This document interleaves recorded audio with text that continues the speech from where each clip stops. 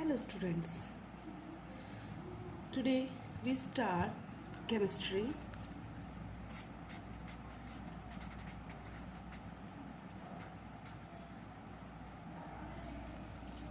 for BSc class.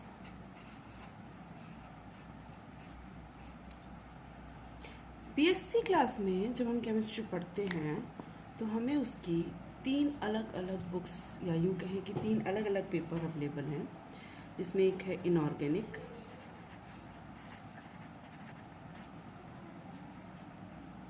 Chemistry,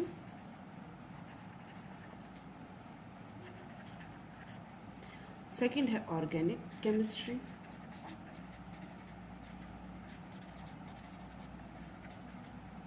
and third one is a physical chemistry. ये 3 जो हैं आपके मेन पेपर हैं, सब्जेक्ट कह लें, केमिस्ट्री की पार्ट कह लें. इन 3 पेपर आपके अलग अलग होंगे. जैसे अगर आपका टोटल जो केमिस्ट्री का पेपर है वो 200 मार्क्स का है तो 50 मार्क्स का आपका प्रैक्टिकल होगा और 50 का इनऑर्गेनिक, 50 का ऑर्गेनिक, 50 का फिजिकल. इक्वल वेटेज रखते हैं, इक्वल इम्पॉर्टेंस रखते हैं. पर इनमें हमें पढ़ना क्या है, मतलब जैसे हम शुरू कर रहे हैं केमिस्ट्री, तो केमिस्ट्री शुरू करने से पहले ये पता हो कि भाई केमिस्ट्री पढ़ क्यों रहे हैं, तो पढ़ने में थोड़ा इंटरेस्ट आएगा. वरना वही केमिस्ट्री बोरिंग है, समझ में नहीं आती है. क्यों नहीं आती? क्योंकि हमें ये नहीं पता हम पढ़ क्यों रहे हैं. पहली चीज़, किसी भी सब्जेक्ट को हम क्यों पढ़ रहे हैं, क्या पढ़ना है, क्या पढ़ेंगे उसमें, पेपर में के लिए भी इम्पोर्टेंट क्या है. लेकिन पेपर से पहले उस सब्जेक्ट की हमारी डे टू डे लाइफ में क्या इम्पोर्टेंस है वो जानना ज़रूरी है. जैसे इनऑर्गेनिक केमिस्ट्री है, तो इनऑर्गेनिक केमिस्ट्री में हमारे सराउंडिंग में जितने भी कंपाउंड्स हैं, या यू कैन से कि जितना भी मैटर है, वो सॉलिड, लिक्विड, गैस किसी पर्टिकुलर स्टेट में होगा, तो वो बना किससे है भाई, वो एटम से बना है. ये एटम क्या है, ये एटम किसी पर्टिकुलर एलिमेंट के एटम है. ठीक है, हर एलिमेंट का एक पर्टिकुलर एटम है. ये एटम जो है आपस में बाइंड करते हैं. जैसे हाइड्रोजन का हाइड्रोजन से बनेगा तो हाइड्रोजन गैस बन गई. ये 2 आपस में बन गए तो क्या बन गई, हाइड्रोजन गैस बन गई. तो ये जो बंधे हुए हैं किसी फोर्स से, ये कोई रस्सी या कोई बाइंडिंग नहीं है, किसी से धागे या किसी रबड़ बैंड से इनको बांधा नहीं गया. इनके बीच में एक फोर्स ऑफ अट्रैक्शन है. ये जो फोर्स ऑफ अट्रैक्शन है ये बॉन्ड है. तो ये बॉन्डिंग किस तरह से होगी, कब होगी, किन पर्टिकुलर टाइप के एलिमेंट के एटम्स के बीच में होगी, ये हम इनऑर्गेनिक केमिस्ट्री में पढ़ेंगे. एलिमेंट क्या है, कितने टाइप के एलिमेंट्स हैं, उनका क्लासिफिकेशन क्या है, मतलब जो पीरियोडिक टेबल में हम पढ़ते हैं क्लासिफिकेशन ऑफ एलिमेंट्स है. उसके बाद ये एलिमेंट एटम से मिलके बने. ये एटम आपस में मिलके मॉलिक्यूल बनाते हैं. क्या बना रहे हैं, मॉलिक्यूल्स बना रहे हैं. ये मॉलिक्यूल्स आपस में मतलब ये एटम आपस में किस फोर्स से जुड़ रहे हैं, कौन से टाइप का फोर्स है, मतलब आयनिक बॉन्ड बन रहा है, कोवलेंट बॉन्ड बन रहा है, हाइड्रोजन बॉन्ड बन रहा है, तो उसी के अकॉर्डिंग इनके में फोर्स ऑफ अट्रैक्शन काम करेगा. इलेक्ट्रोस्टैटिक फोर्स ऑफ अट्रैक्शन है, कोवलेंट बॉन्ड है, शेयरिंग ऑफ इलेक्ट्रॉन हो रही है. तो ये सारी चीज़ें हम इनऑर्गेनिक केमिस्ट्री में पढ़ते हैं. क्यों पढ़ते हैं, जैसे हमें पता चले जैसे वाटर का मॉलिक्यूल बना है तो कैसे बना है, उसके अंदर हम सॉल्ट डिज़ोल्व कर रहे हैं तो वो क्यों घुल रहा है, उसमें कौन सा फोर्स है जो काम कर रहा है. जबकि सॉल्ट ऑलरेडी स्टेबल है तो वाटर में घुलने से पहले उसमें क्या चेंजेस हुए, वाटर ने उसको अपने अंदर किस तरह से रिजॉल्व किया. तो ये एक छोटी सी एक्टिविटी है जो हम घर में डेली करते हैं. भाई नमक में पानी या सब्जी में नमक डाल रहे हैं या नींबू पानी में नमक डाल रहे हैं. नमक सोडियम क्लोराइड है तो हमें पता है भाई नमक क्या है, सोडियम क्लोराइड है. वाटर H2O है.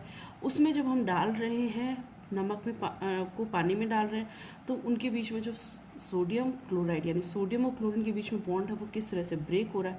तो ये एक प्रोसेस है. तो ये हम कहाँ पढ़ रहे हैं, केमिस्ट्री में पढ़ रहे हैं. मतलब जो हमारे सराउंडिंग में हो रहा है केमिकली या बॉन्डिंग लेवल पे, उसको हम जानने की कोशिश कर रहे हैं. ऐसे ही ऑर्गेनिक केमिस्ट्री पढ़ते हैं.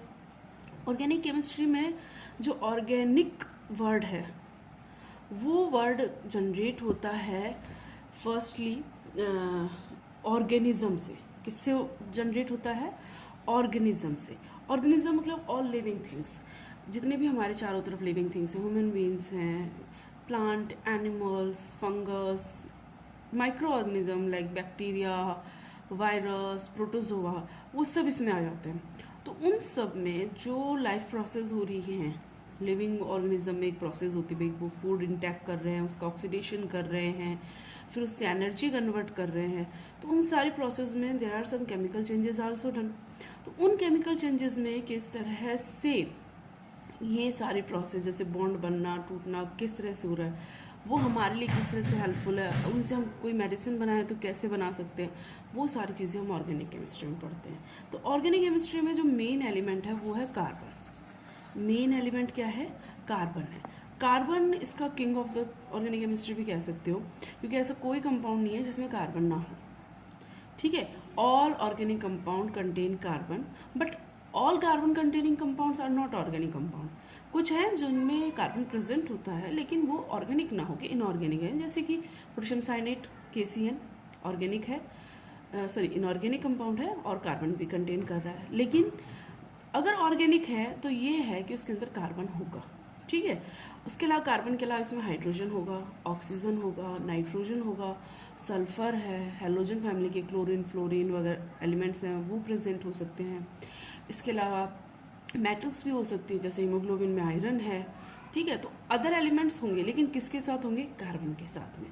तो कार्बन इस पूरे ग्रुप का मेन है। तो इसमें हम पहले तो ये पढ़ेंगे भाई कार्बन में ऐसा क्या स्पेशल कैरेक्टर है, ठीक है, जो ये सारी प्रोसेस करता है। उसके बाद कार्बन कौन कौन से बॉन्ड बनाता है, किस तरह का बिहेव करता है, तो ये सारा हम ऑर्गेनिक केमिस्ट्री पढ़ेंगे। पढ़ने का इंपॉर्टेंस वही है भाई हमारी बॉडी के अंदर क्या हो रहा है, हम कोई भी फूड ले रहे हैं तो फूड बन कैसे रहा है, और वो फिर हमारी बॉडी में किस तरह से एनर्जी जनरेट कर रहा है। तो वो सारी चीज़ें हम तब पता लगा सकते हैं जब हमें इसके बारे में डिटेल से पता हो। अच्छा, सारे एलिमेंट हमने यहाँ पढ़ लिए। लिविंग ऑर्गेनिज्म जो एलिमेंट्स होने चाहिए वो हमने यहाँ पढ़ लिए। तो यहाँ क्या पढ़ेंगे? अब आई बारी फिजिकल की। तो फिजिकल में हम क्या पढ़ेंगे? फिजिकल में जो ये ऑर्गेनिक और इनऑर्गेनिक कंपाउंड्स हैं जो हमने यहाँ पढ़े हैं, चाहे सोडियम क्लोराइड पढ़ा हो या ग्लूकोज पढ़ा हो, उनको जब हम फिजिकल लॉज के अकॉर्डिंग स्टडी करते हैं, जैसे एग्जांपल ले, हम एक वाटर ले का ग्लास लें, उसमें नमक भी घोल दें, ग्लूकोज भी घोलें, दोनों डिज़ोल्व हो रही हैं। अब हम एक बीकर में सम अमाउंट ऑफ ईथर ले लें या कार्बन डाइसल्फाइड ले लें, या बेंजीन लिक्विड फॉर्म में ले रहे हैं, नाइट्रोबेंजीन ले लें, कुछ भी लिक्विड ऑर्गेनिक कंपाउंड लें। अब वाटर की जगह हमने इनको रिप्लेस कर दिया, इनको हम क्या बोलेंगे? Organic solvent. वाटर क्या है? इनऑर्गेनिक सॉल्वेंट है, पोलर सॉल्वेंट है, यूनिवर्सल सॉल्वेंट है। वाटर में सोडियम क्लोराइड डिजॉल्व हो रहा है, लेकिन जब हम इनऑर्गेनिक सॉल्वेंट की बजाय ऑर्गेनिक सॉल्वेंट ले लेते हैं, जैसे बेंजीन, कार्बन डाइसल्फाइड, इस टाइप का, तो उसमें जो है सोडियम क्लोराइड डिजॉल्व नहीं हो रहा। क्यों नहीं हो रहा? तो उस चीज़ को हम फिजिक्स के लॉ के अकॉर्डिंग पढ़ेंगे कि उसमें कौन सा फोर्स ऑफ अट्रैक्शन काम नहीं करता जो कि एक पोलर सॉल्वेंट यानी वाटर में काम कर रहा है। तो यानी कि हम इसमें इसके लॉज ऑफ फिजिक्स पढ़ेंगे। क्या पढ़ेंगे? Laws of physics. अब इन लॉज को हम फिजिक्स के लॉज को किस पे अप्लाई कर रहे हैं? हमारे ऑर्गेनिक इनऑर्गेनिक कंपाउंड्स पे। तो इनकी स्टडी हम कर रहे हैं फिजिकल केमिस्ट्री में। तो ये तो एक मोटा मोटी तौर पे कि हम इन 3 पार्ट में क्या क्या पढ़ेंगे ये चीज़ हम देखते हैं। लेकिन इस साल ये तो हम बेसिकली चीज़ें हैं हम पढ़ चुके हैं। इस साल हम जो पढ़ेंगे वो एक आप सबसे पहले तो एक अपना सिलेबस ले लें, बहुत इम्पॉर्टेंट है, क्योंकि सिलेबस के बेस पे ही हम इसको डिटेल से आगे चलेंगे एक एक पॉइंट को। ये एग्ज़ाम तो देना ही है, पढ़ रहे हैं, ठीक है, नॉलेज के लिए पढ़ रहे हैं, अच्छी बात है, और नॉलेज लेनी भी है, लेकिन उससे भी इम्पॉर्टेंट हमें एक पेपर जो है वो कंडक्ट होगा, उसको हमें देना है। तो उसके बेस पे हमें सिलेबस लेना है और उसके अकॉर्डिंग टॉपिक्स देखने हैं। बुक्स में भी हर सब्जेक्ट की जो बुक लोगे आप, उसमें भी फ्रंट पेज पे उसका सिलेबस प्रेजेंट होगा, वो भी इम्पॉर्टेंट है। अब नेक्स्ट थिंग जो है अभी हम शुरू करते हैं, तो उससे पहले जैसे भी फर्स्ट ऑफ ऑल अगर हम स्टार्ट करें, चलो ऑर्गेनिक स्टार्ट करते हैं। ऑर्गेनिक केमिस्ट्री इम्पॉर्टेंट है और कुछ बेसिक रूल्स इसके अंदर हम स्टडी करेंगे जो हमारे तीनों केमिस्ट्री में काम आएंगे, मतलब इनऑर्गेनिक, ऑर्गेनिक, फिजिकल में। तो सबसे पहली चीज़ जो है, मतलब ऐसे आप लोग 9th 10th में 11th 12th में केमिस्ट्री का इंट्रोडक्शन लेके आए हो, लेकिन फिर भी क्योंकि एक लंबा गैप हो गया है और हम बहुत सी चीज़ें भूलने लगे हैं, तो एक शॉर्ट ब्रीफ जो है भाई, छोटी छोटी चीज़ें जो हैं वो फटाफट हम एक बार रिवाइज कर लेंगे। वो सिर्फ ऑर्गेनिक के लिए नहीं है, वो सिर्फ एक केमिस्ट्री की, क्योंकि 11th-12th में आके थोड़ा ऑर्गेनिक इनऑर्गेनिक का, अदरवाइज तो केमिस्ट्री है। तो बेसिक जो केमिस्ट्री के हैं वो टर्म्स हम एक बार फास्ट फॉरवर्डली देख लेते हैं। जैसे ये एक तो है एटम, इसको तो बताना इतना मुझे नहीं लगता ज़रूरी है, क्योंकि ये तो बेसिक चीज़ है, सभी को पता होगा कि एटम एक न्यूक्लियस प्रेजेंट है, उसके अंदर प्रोटॉन है, न्यूट्रॉन है, सारा पॉजिटिव चार्ज जो है वो इस प्रोटॉन पे है, न्यूट्रॉन पे कोई चार्ज नहीं है, मास जो है वो इन दोनों में बराबर है, उसको 1 यूनिट मास कहा गया है। बाहर जो है इलेक्ट्रॉन सराउंडिंग में चक्कर लगा रहे होते हैं। इलेक्ट्रॉन जो है वो कितने नंबर में भरेंगे ये डिपेंड करता है 2n² रूल से। तो ये बेसिक चीज़ें हैं कि एटम का स्ट्रक्चर है। सारा नेगेटिव चार्ज जो है वो इलेक्ट्रॉन्स के ऊपर है। पर्टिकुलर पाथ में, जिसको कि S, P, D, F path कहा गया है, जिनको हम आगे ऑर्बिटल्स में डिवाइड कर देते हैं, तो वहाँ पे इलेक्ट्रॉन्स फिल होते हैं किसी पर्टिकुलर ऑर्बिटल में। इलेक्ट्रॉन मतलब ये ऑर्बिट हैं, और फिर इनको फर्दर जो है जैसे S3 जो है P के 3 होंगे, और 5 जो है वो D के होंगे, और 7 जो है F के होंगे, उनको ऑर्बिटल कहेंगे। और पर्टिकुलर ऑर्बिटल में जो नंबर ऑफ इलेक्ट्रॉन्स है वो मैक्सिमम 2 हो सकते हैं। तो इनमें जो इलेक्ट्रॉन भरे जा सकते हैं वो इसको मल्टीप्लाई बाय 2 कर दो, तो इस तरह से नंबर ऑफ इलेक्ट्रॉन हम कैलकुलेट कर सकते हैं। तो ये एक एटम का स्ट्रक्चर है। एटम्स जो हैं वो मॉलिक्यूल का फॉर्मेशन करते हैं। मॉलिक्यूल का जो फॉर्मेशन है वो 2 तरह से हो सकता है। एक है कि कोई भी पर्टिकुलर एटम है, जैसे अब सोडियम का एग्जांपल मोस्ट कॉमन एग्जांपल है, ले लें, इसमें टोटल 11 प्रोटॉन्स हैं। इनका इलेक्ट्रॉनिक कॉन्फ़िगरेशन यहाँ ये होगा, तो ये इलेक्ट्रॉन जो है आउटर मोस्ट सेल में प्रेजेंट है। अगर इस इलेक्ट्रॉन को ये डोनेट कर दे तो इसका इलेक्ट्रॉनिक कॉन्फ़िगरेशन इसके नियरेस्ट नोबल गैस नियॉन के इक्वल हो जाता है। जो ये एक स्टेबल है, तो इस पर इलेक्ट्रॉन निकल गया, ये इलेक्ट्रॉन इसमें से निकल गया, तो प्रोटॉन तो 11 ही रह गए, लेकिन इलेक्ट्रॉन्स जो हैं वो 10 हो गए। और सरप्लस चार्ज क्या आ गया? प्लस, क्योंकि इसके पास सारा प्लस है, इसके पास सारा नेगेटिव चार्ज है। तो इस तरह से पॉजिटिव चार्ज पार्टिकल बनते हैं। सेम यही है कि ये इलेक्ट्रॉन जो इसने दिया है, एट दैट टाइम एक एक्सेप्टर भी प्रेजेंट होना जरूरी, मतलब कोई देगा तो लेगा तभी तो देगा, ऐसा तो नहीं देगा। तो एक एक्सेप्टर भी वहाँ होगा जो इस इलेक्ट्रॉन को एक्सेप्ट कर लेगा। तो जैसे इसमें 17 प्रोटॉन्स थे, 17 ही इलेक्ट्रॉन थे। एक इलेक्ट्रॉन एक्सेप्ट करने पर इसमें प्रोटॉन इलेक्ट्रॉन का जो नंबर वो डिस्टर्ब हो गया, और उसको हमने एक चार्ज के फॉर्म में रख दिया। यानी चार्ज क्या है? चार्ज एक स्पीसीज है, ठीक है। चार्ज एक इन इलेक्ट्रॉन प्रोटॉन का जो डिफरेंस है वो इसके ऊपर प्रेजेंट है। अच्छा, जब चार्ज किसी स्पीसीज पे आ गया तो वो क्या कहलाएगा? वो आयन कहलाएगा। वो क्या कहलाएगा? वो आयन कहलाएगा, ठीक है। तो ये एक बेसिक पॉइंट है जिसको हम आयन कहेंगे। तो टोटल जो चार्ज है, मतलब प्रोटॉन और इलेक्ट्रॉन का नंबर सेम होगा जब वो एटम है, जब वो क्या है? एटम है।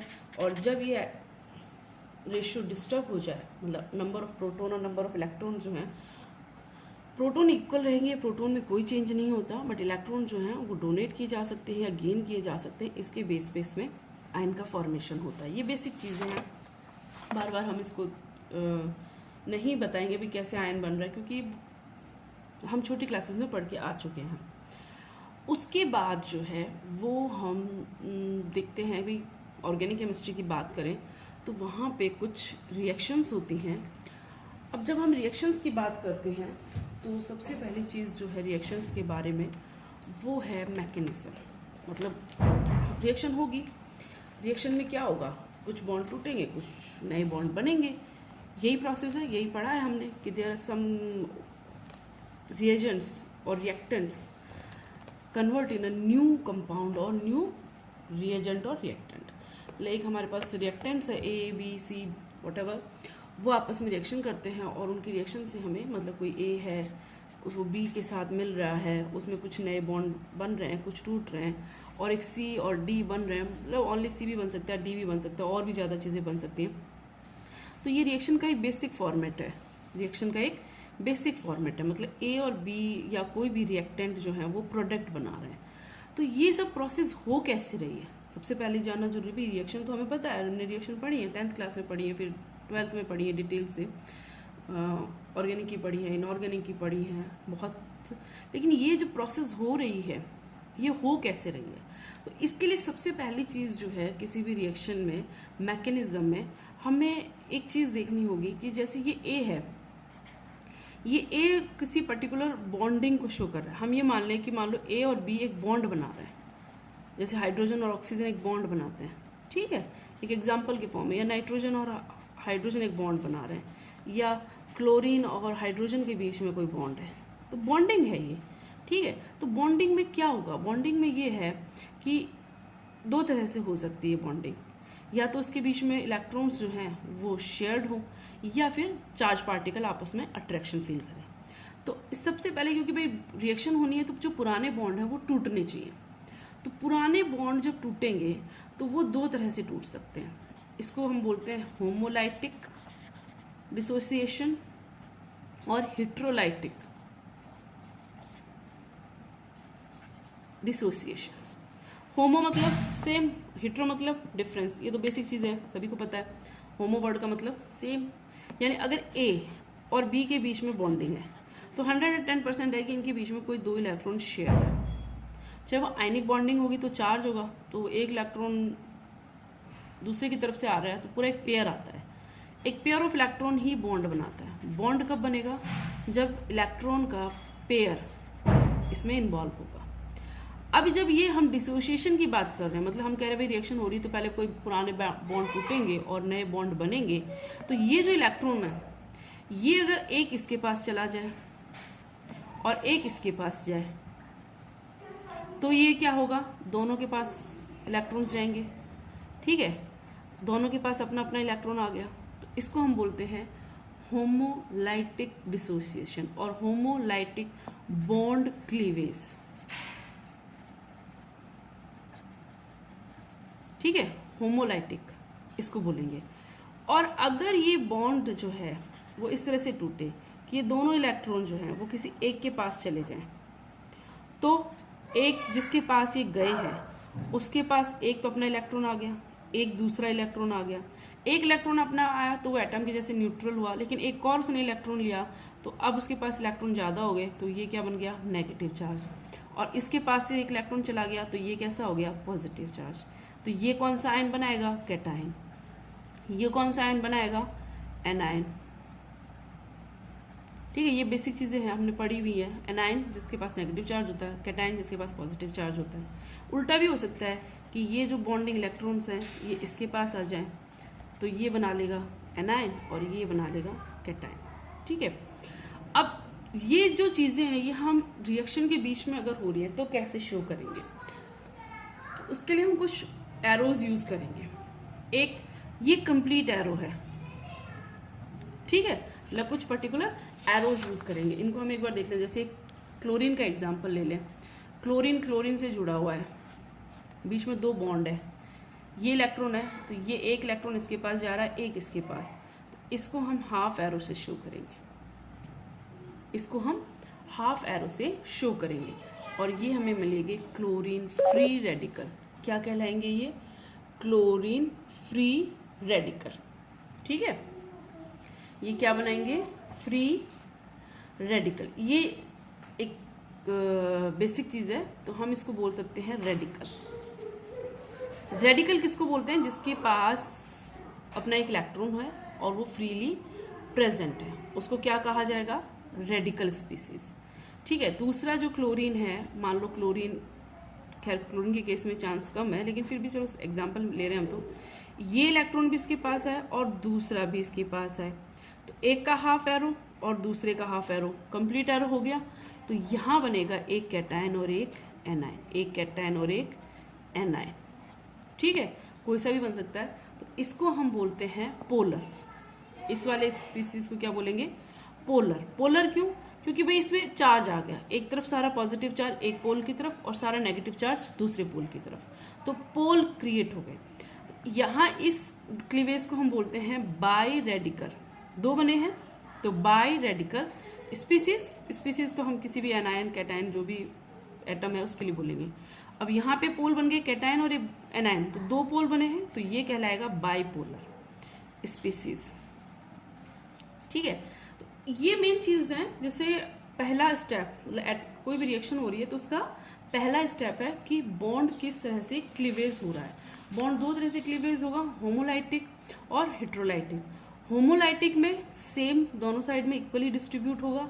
हेट्रोलाइटिक में एक साइड सारा कैटाइन और एक साइड सारा एनाइन होगा। जब होमोलाइटिक होगा तो रेडिकल्स बनेंगे, 2 रेडिकल बन रहे हैं तो बाय रेडिकल स्पीसीज कन्वर्ट होंगी। हेट्रोलाइटिक में 2 पोल बनेंगे, एक कैटाइन और एक एनाइन, तो ये कहलाएगा बाइपोलर स्पीसीज। ये फर्स्ट स्टेप, ठीक है। अब नेक्स्ट हम देखते हैं, ये तो हो गया कि जो हमारा रिएक्टेंट है वो किस तरह से बिहेव कर रहा है, उसमें बॉन्डिंग किस तरह से ब्रेक हो रही है या बन रही है। दूसरी चीज, अब रिएक्टेंट के साथ में कोई ना कोई रिएजेंट भी होगा, वो अकेला तो करेगा नहीं, किसी दूसरे अटैकर भी होगा, उसके ऊपर कोई अटैक करने वाला होगा। तो रिएजेंट जो है उसको हम क्या बोलेंगे, रिएजेंट। रिएजेंट वो केमिकल सब्सटेंस है जो रिएक्टेंट के साथ रिएक्शन करके प्रोडक्ट बनाता है। तो रिएजेंट जो है वो फर्दर कितने टाइप के होंगे। अब रिएजेंट जो है वो किस पे अटैक करेगा, जैसे भी हमने जो एटम्स बनाए ये 2 पार्ट में डिवाइड कर दिया, जैसे एक क्लोरीन है, एक हाइड्रोजन है, इसका एग्जाम्पल सुटेबल है। 2 इलेक्ट्रॉन है, ये सारे इलेक्ट्रॉन इसकी तरफ अट्रैक्ट रहेंगे, बॉन्ड बना हुआ है लेकिन फिर भी ये एट द बॉन्डिंग टाइम भी अट्रैक्ट इलेक्ट्रॉन को अपनी तरफ रखेगा। तो ये कैसा एक पोलर रिएक्टेंट है। अब इसके ऊपर हमें कोई रिएक्टेंट करवाना है, तो जो X हम मान लेते हैं वो रिएजेंट है, वो रिएजेंट जो है वो हो सकता है Cl पे यानी क्लोरीन पे अटैक करे, हो सकता है वो H पे अटैक करे।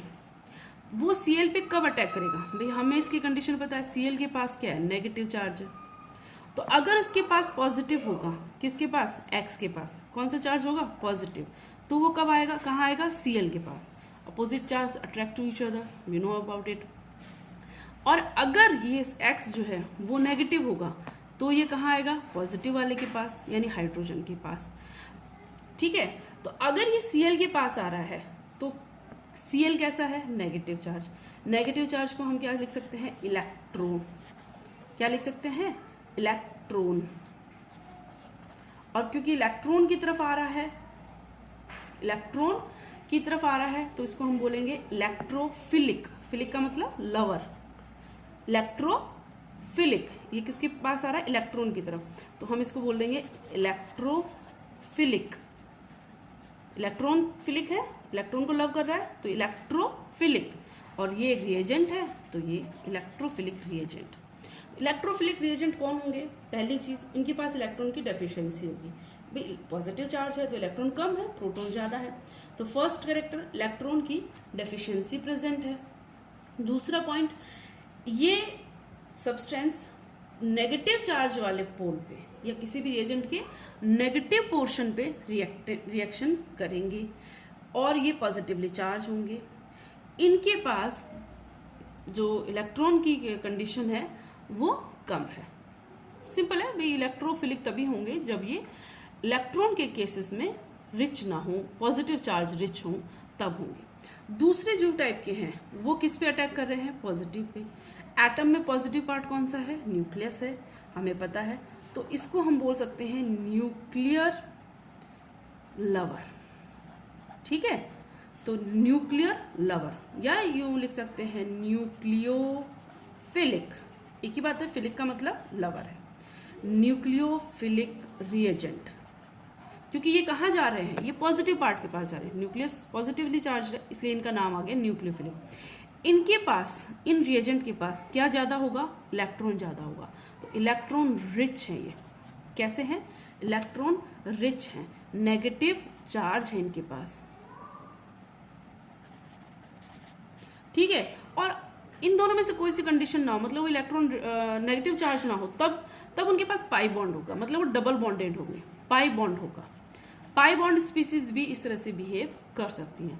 तो electrophilic reagent and nucleophilic reagents जो हैं वो अटैक करेंगे इस बॉन्ड को। जैसे हमें ब्रेक करना है तो हमें जो रिएजेंट यूज करना है, अगर वो हम इलेक्ट्रोफिलिक करेंगे तो वो क्लोरीन की तरफ से अटैक करेगा, वो क्लोरीन के साथ बॉन्डिंग करेगा, फिर इस बॉन्ड को ब्रेक करेगा।